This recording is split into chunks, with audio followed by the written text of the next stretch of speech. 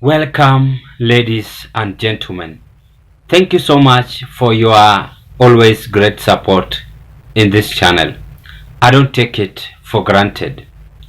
Now, Pauline Njoroge is coming up with what we call a wake-up call to the people of Mount Kenya.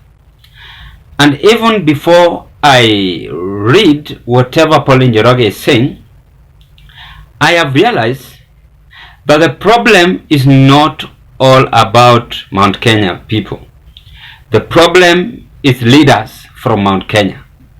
They're the ones who quarrels among themselves and having their own political interest. Voters are very innocent. And the reason why I'm saying that, I will read of Moses Kuria after I've just read of Pauline Njoroge. This is whatever Njoroge is saying. Let me just rush to it. Very soon, a chorus akin to Atukuli Barabara will soon resume in Mount Kenya region, especially central, because once we invest emotionally in politics, we are usually unable to move from there. Let me read it again. Very soon, a chorus akin to Atukuli Barabara will soon resume in Mount Kenya region, especially central, because once we invest emotionally in politics, we are usually unable to move from there. Underline invest emotionally in politics. Now, investment emotionally in politics, I want us to go one by one. Then you will realize what I'm saying. Is coming from Moses Kuria.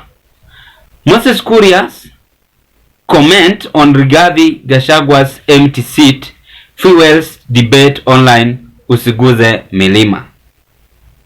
Haya. This is what Kuria is saying.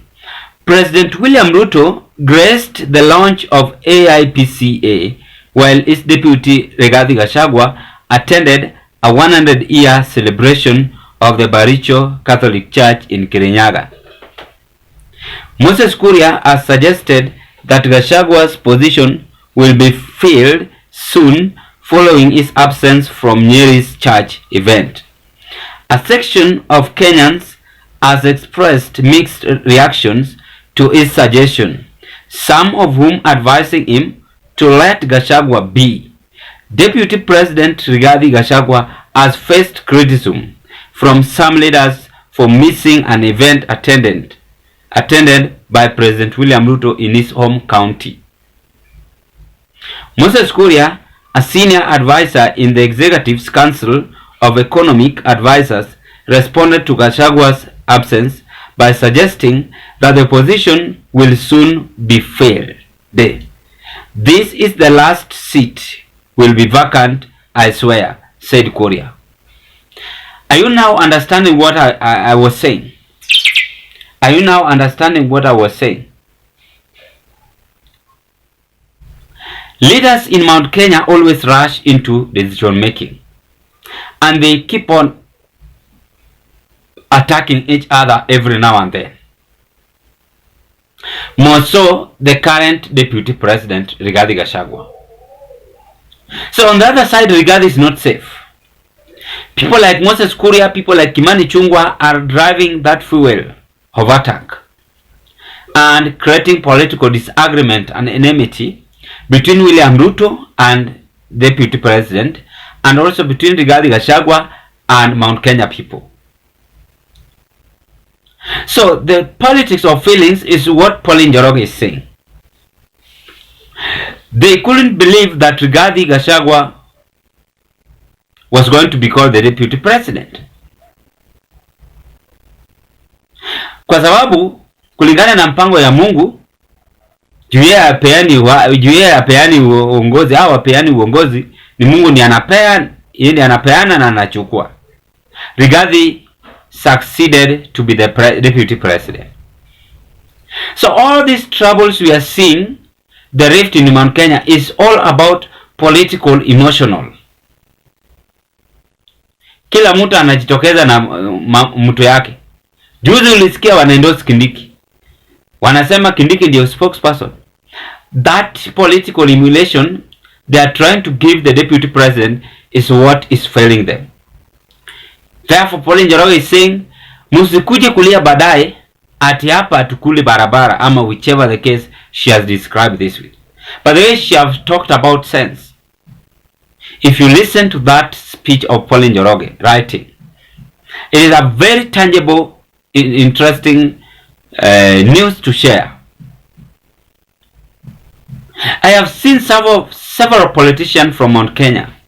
They are having that political enmity. They are having that political jealousy. They are having that political interest on one another. They don't want any other person to outshine them. And that is what normally happens.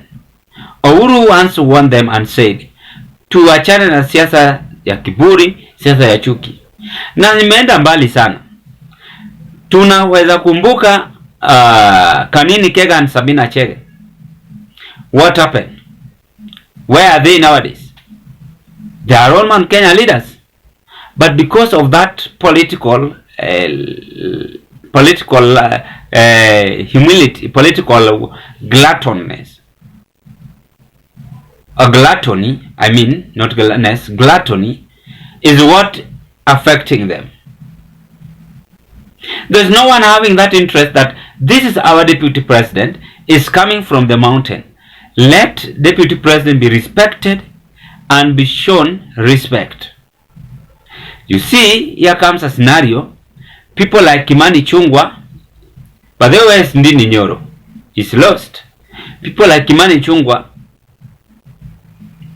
coming out in public and saying, hey, condemning Kuria-Gachagua. They don't have that respect to him. So Mount Kenya people have no problem. Problem is their leaders. The leaders from mountain. They're the ones who are enticing the people of Mount Kenya, convincing them, and even ending up conning them. So there is no any other leader safe. Even the deputy president himself is not safe.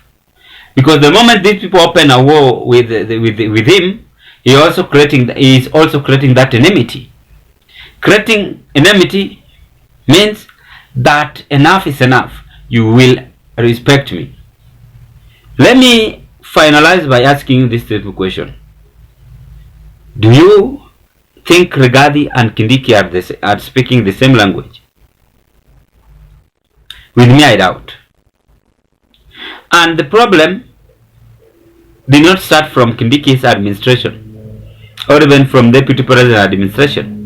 It started from those leaders, those small leaders, MPs, MCS, that are very much mouthy, and they only laugh themselves. They are not serious in the position they are, coming up with pettiness issues, political condemnation. People like Moses Kuria saying that I swear this seat will. Look at that nonsense. This is the time they were supposed to sit down as Mount Kenya people, remain united, and help President Ruto and together with the Deputy President to unite Kenyans as whole, and let us check promises to be fulfilled. That's the first thing. I told you yesterday that if you are watching me, I normally speak the truth. With me, I don't like propaganda. That hizo picha unaona, hata hiyo empty seat, ni siasa tu, hakuna mambo ingine. These people are trying to lure you guys. Ndio msiwaulize kwa nini hujafanya hii project, kwa nini hujamaliza hii project. But at the back of their mind, they know what they are doing. So be keen before you utter any words. You must check at your mistake, or else you're gonna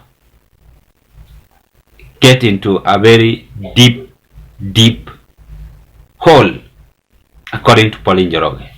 That is what I had to share with you, ladies and gentlemen. Thank you so much, and appreciate the effort of your job you're doing in this broadcast. I want to remind you, if you are watching me for the first time, please subscribe to this YouTube channel, like the video, watch, share, and give us your opinion. Thank you, and let's meet on another political discussion. Meanwhile, what are your conclusions on Pauline Njoroge's and Moses Kuria's political clash in Mount Kenya?